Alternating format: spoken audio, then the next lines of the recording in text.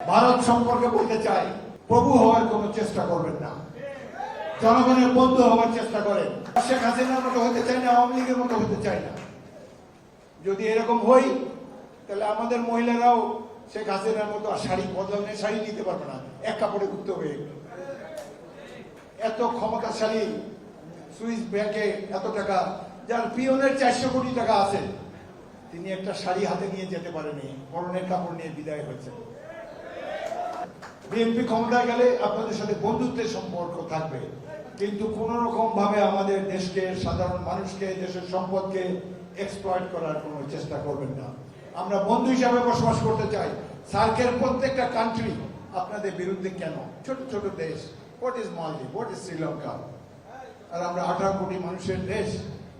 আমরা সেই বন্ধুত্ব পুনর্জীবন করতে চাই। বন্ধুত্ব হবে জনগণের সাথে। দুই দেশের নাগরিক তো এখনো বন্ধু, সুতরাং বন্ধুত্বের দাবি নিয়ে বলছি, বাংলাদেশকে অধীনস্থ করার চেষ্টা করবেন না। আমাদের দেশে অনেক দুর্বল চিত্ত লোক মনে আছে, বলে হাসিনাকে সরাইলে ভারতীয় বাহিনী আসবে। পাগল হয়েছে, এই দেশে মরতে আসবে নাকি তারা? ভারত গণতান্ত্রিক দেশ, এখানে আবুল তাবুল লোকেরা মন্ত্রী এমপি হতে পারে না, জনগণের ভোটে হইতে হয়। আরেকটি জিনিস, শেখ হাসিনা ইতিহাসে সবচেয়ে বড় ঘাতক। এখানে অন্যায় অবিচার নাই, কত মায়ের মুখ খালি করেছে। আমরা এই সভা থেকে দাবি করবো তাকে বাংলাদেশে ফিরিয়ে এনে বিচার করতে হবে। তার পরিণতি হবে রোমানিয়ার চাউচেস্কুর মতো, তার পরিণতি হবে ইটালির মুসোলিনির মতো। এবং ভারতকে বলবো, যদি বন্ধুত্ব করতে চান তাকে বাংলাদেশে ফেরত পাঠান। তার বিরুদ্ধে হত্যা মামলা রুজু হয়েছে, আরো বহুত হবে। বাংলাদেশে একটি বিপ্লব হয়েছে, এতদিন কাগজে কলমে পড়েছেন বিপ্লবের কথা, এবার নিজের দেশে একটা বিপ্লব দেখেছেন। আমরা যারা দেখেছি অত্যন্ত ভাগ্যবান। ইলেকশন কমিশন একটা নিকৃষ্ট একটা প্রতিষ্ঠান।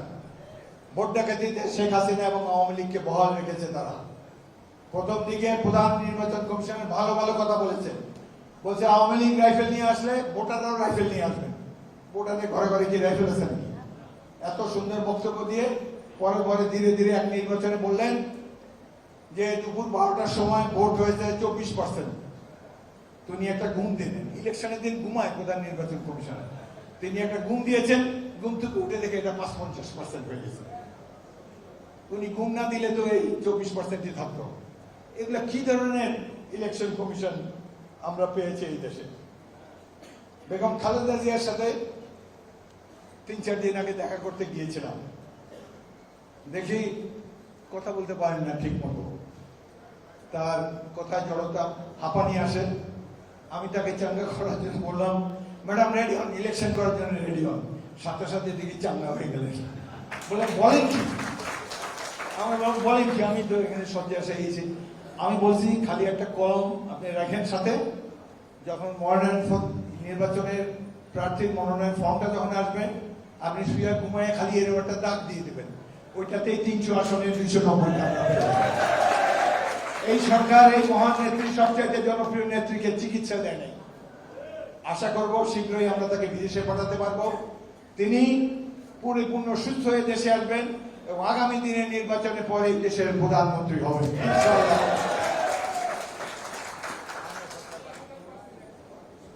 যত সব স্থানীয় সরকার আছে, উপজেলা পরিষদ, এগুলো তো ভোটে নির্বাচিত হয়নি, জেলা পরিষদ ভোটে নির্বাচিত হয়নি। অবিলম্বে এইসব বাতিল করার জন্য আমি বর্তমান অন্তর্বর্তীকালীন সরকারকে অনুরোধ জানাবো।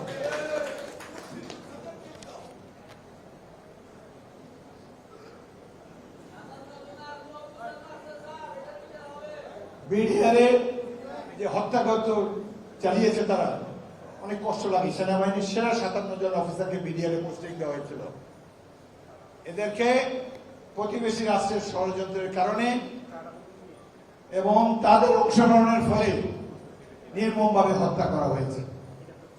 আমরা এই হত্যার যে বিচার হচ্ছে সেটি অত্যন্ত দীর্ঘসূত্রতায় আক্রান্ত, ভেরি স্লো। এইভাবে কেমন পর্যন্ত এই বিচার শেষ হবে না। অতি দ্রুত প্রয়োজন হলে একটা স্পেশাল ট্রাইব্যুনাল করে যাদের যাদের ফাঁসির আদেশ হয়েছে প্রত্যেককে ঝুলিয়ে দেন। তাদের শহীদ পরিবার শান্তি পাবে। এখানে স্বরাষ্ট্র মন্ত্রী গতকাল শপথ নিয়েছেন লেফটেন্যান্ট জেনারেল জাহাঙ্গীর, আমার ছোট ভাই, আমার অনুজ অফিসার। তার নেতৃত্বে একটা ইনকোয়ারি হয়েছিল বিডিআর হত্যাকাণ্ডের ব্যাপারে। তিনি সঠিকভাবে কারণ এবং সমাধান বর্ণনা করেছেন, কিন্তু এই রিপোর্ট আর আলোর মুখ দেখে নেই।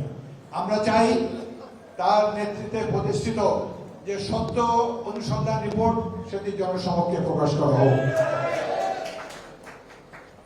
অনেক কথা বলার ছিল। সাংবাদিকরা এদের একটা বড় অংশ তোয়াজ করেছে শেখ হাসিনাকে। বিদেশ থেকে ফিরে এসে অবৈধ প্রধানমন্ত্রী হাসিনা যে সাংবাদিক সম্মেলন করতেন, এটা একটা মহা বিনোদনের খোরাক ছিল। তেল কত প্রকার কি কি